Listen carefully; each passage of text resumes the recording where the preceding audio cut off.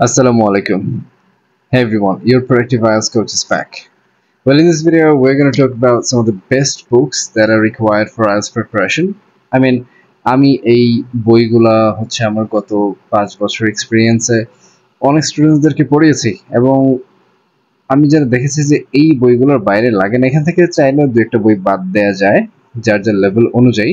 এখন ধরেন যে কেউ হচ্ছে ইংলিশের লেভেলে জাস্ট ইংলিশে দেখলে পড়তে পারে, ইংলিশ দেখলে সে চিনে, এই ধরনের মানুষের জন্য এই বইগুলো প্রয়োজন। ঠিক আছে, সো দেখেন আমি যদি একটু বলি এখানে যে কি কি বই আপনার লাগবে। সো আপনি দেখতেই পাচ্ছেন, স্টিল আমি একটু কথা বলি।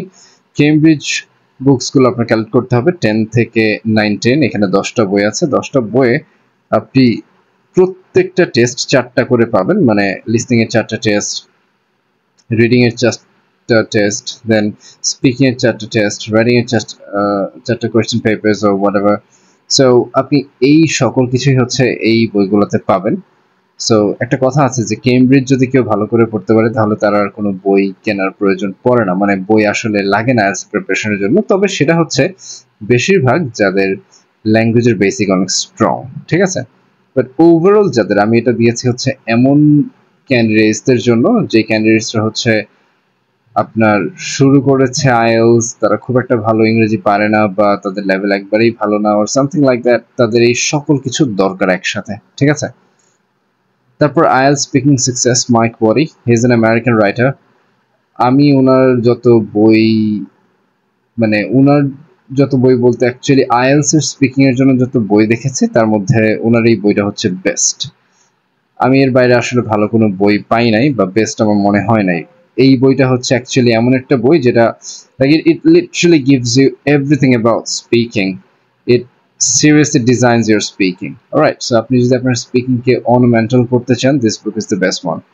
দেন মার্কেট স্পিকিং নিউ এডিশন, এটা অলওয়েজ, এটা হচ্ছে টপিকস গুলার সাথে পরিচিত হওয়ার জন্য, কিউকার্ডস গুলা, টপিকস গুলা, তারপরে বিভিন্ন আপনার হচ্ছে যে part 1 questions, part 3 questions. So এই সব কিছুর জন্য হচ্ছে মার্কেট স্পিকিং নিউ এডিশন।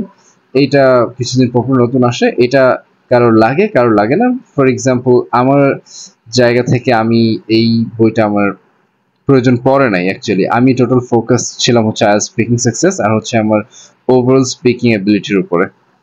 তারপর হলো রেচেল মিচেল রাইটিং টাস্ক 2, এটা অনলি টাস্ক 2 এসে, এখানে 450টা প্লাস এসে থাকে। এই বইটা কালেক্ট করবেন, এটাতে এত বেশি পরিমাণ স্যাম্পলস আছে যে আপনি মানে 400-র উপরে, 450-র উপরে স্যাম্পলস। ওই স্যাম্পলস গুলা যদি আপনি 100 অ্যানালিসিস করে পড়তে পারেন, আপনার ঝামেলা থাকবে না রাইটিং টাস্ক 2-তে। আইডিয়া নিয়ে, কোহেশন কোহেরেন্স নিয়ে, লেক্সিক্যাল রিসোর্স নিয়ে, গ্রামাটিক্যাল রেঞ্জ এন্ড অ্যাকুরেসি নিয়ে। কারণ আপনি যখন এসে স্যাম্পলস পড়বেন তখন আপনার অটোমেটিকলি একটা ভালো ধারণা তৈরি হয়ে যাবে। তার জন্য একটা কনসিডারেবল অ্যামাউন্ট অফ টাইম আপনাকে ইনভেস্ট করতে হবে। দেন আইএলটিএস জার্নাল রাইটিং টাস্ক 2, এইটা আমি দিয়েছি একটা কারণ, মানে আপনি এই আইএলটিএস জার্নাল যে বইটা আছে এই বইটা থেকে আপনি হচ্ছে রাইটিং এর শুরু কিভাবে হয়, পরীক্ষার হলে আপনি কি করবেন, এটার রাইটিং এর আগে যে একটা হচ্ছে আপনাকে প্ল্যান করতে হয় অ্যাসেটা, ওই প্ল্যানিং থেকে শুরু করে এই মানে ইচ এন্ড এভরিথিং এই বইটাতে আপনি পাবেন। সো এই বইটা এই জন্য দেয়, আপনি এই বইটা থেকে পড়ে, মানে এই বইটা দিয়ে হয়ে যেত কিন্তু এই বইয়ে স্যাম্পলস এর পরিমাণ হচ্ছে 52টা। তো এই জন্য আমি এটার উপরে খুব একটা রিলাই করতে পারছি না যে অনেকে হচ্ছে 52টার বেশিও পড়তে চায়। সো আমি এই জন্য যেটা সবাইকে প্রেফার করছি রিসেন্টলি আমার স্টুডেন্টসদেরকে, যে আইএলটিএস জার্নাল রাইটিং টাস্ক 2 বইটা হচ্ছে আপনি নিয়ে এটা থেকে বেসিকটা পড়ে, বেসিক বলতে যে আইএলটিএস রাইটিং টাস্ক 2 কিভাবে কি হচ্ছে সেটা পড়ে আপনি হচ্ছে এখানকার 52টা যে স্যাম্পলস আছে সেগুলো পড়েন, পাশাপাশি আপনি রেচেল মিচেল থেকে স্যাম্পলস পড়েন। ঠিক আছে, প্রতিদিন অন্তত আপনার 8-10টা স্যাম্পলস যদি পড়েন, আপনার 10 দিনেই হচ্ছে বা 5-7 দিনেই হচ্ছে আপনার আইএলটিএস জার্নাল রাইটিং এর যে এসে স্যাম্পলস গুলো আছে সেগুলো শেষ হয়ে যাবে, কিন্তু আপনার রেচেল মিচেল কিন্তু শেষ করতে টাইম লাগবে। সো আপনি যদি এরকম 1-150 বা অন্তত 100 রাইটিং দুইটা বই থেকে মিলিয়ে পড়েন, আপনার রাইটিং টাস্ক 2 আর ঠেকাইকে। দেন আইএলটিএস জার্নাল রাইটিং টাস্ক 1, আমি আগে মার্কার রাইটিং টাস্ক 1টাকেই বলতাম, বাট রিসেন্টলি আমি এটা আইএলটিএস জার্নাল রাইটিং টাস্ক 1 কে বলছি। এর কারণ হচ্ছে যে এটা অনেক সাজানো গোছানো, যেটা মার্কারের যে রাইটিং আছে টাস্ক 1 সেটাতে আমি পাই নাই। সো এই জন্য আমি হচ্ছে এটা দেয়া, এবং এটাতে অনেক কিছু সুন্দর করে স্টেপ বাই স্টেপ প্রসেসে সাজানো। তারপর আছে হচ্ছে লিজ গ্রামার, যাদের গ্রামাটিক্যাল সমস্যা আছে তারা হচ্ছে এই বইটাকে পড়তেই পারে, পড়বেই। এবং I have never seen such a great book like this for IELTS grammar. আমি আইএলস এর ফিল্ডে অনেক বই দেখেছি, কিন্তু এই বইটা হচ্ছে এমন একটা বই যেটা আইএলস এর প্রিপারেশন যারা নিচ্ছে তাদের গ্রামার রিলেটেড সকল সমস্যার সমাধান করবে। লিজ আইডিয়াস, এটা এমন একটা বই আপনি বিভিন্ন টপিকে আইডিয়াস গ্যাদার করবেন এই জায়গা থেকে, যেটা স্পিকিং হোক এবং রাইটিং হোক, এখানকার যে ভোকাবুলারি গুলো প্রয়োজন হয় সেটা আপনি এই লিজ আইডিয়াস বই থেকে পাবেন। আবার এখানকার যে ভোকাবুলারি ইউজ হচ্ছে সেগুলো কিন্তু লিসনিং এও পাওয়া যাচ্ছে, এবং আবার রিডিং এর অনেক জায়গায় পাওয়া যাচ্ছে। সো এতে করে যেটা হচ্ছে যে একটা ওভারঅল ভোকাবুলারি শেখার একটা প্র্যাকটিস হয়ে যাচ্ছে, এবং আইডিয়াস আসছে মাথার মধ্যে অনেক বেশি। এই জন্য হচ্ছে এই বইটাকে রেফার করা। Then Rachel Mitchell reading strategies, the last one.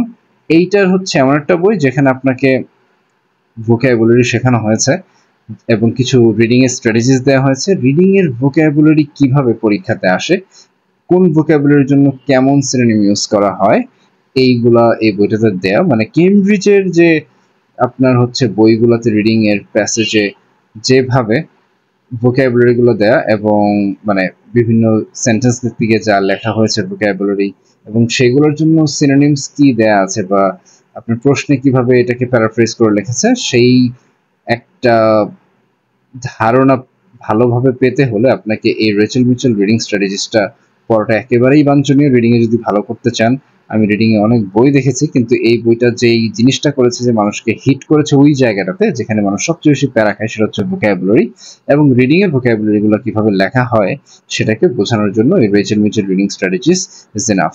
Alright, so আমি আবার বলছি, Cambridge books 9-10, then IELTS speaking success, Mike Worry, Marker Speaking New Edition, Rachel Mitchell Writing Task 2, only Task 2 essay.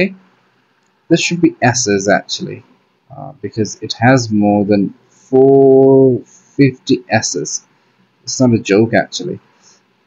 And then IELTS Journal Writing Task 2, IELTS Journal Writing Task 1, Lee's Grammar, Lee's Ideas, Rachel Mitchell Reading Strategies.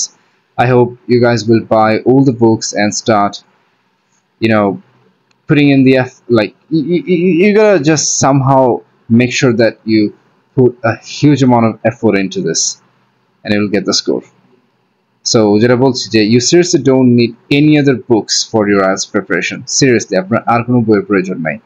Hope to see you in the next one. Cheers guys.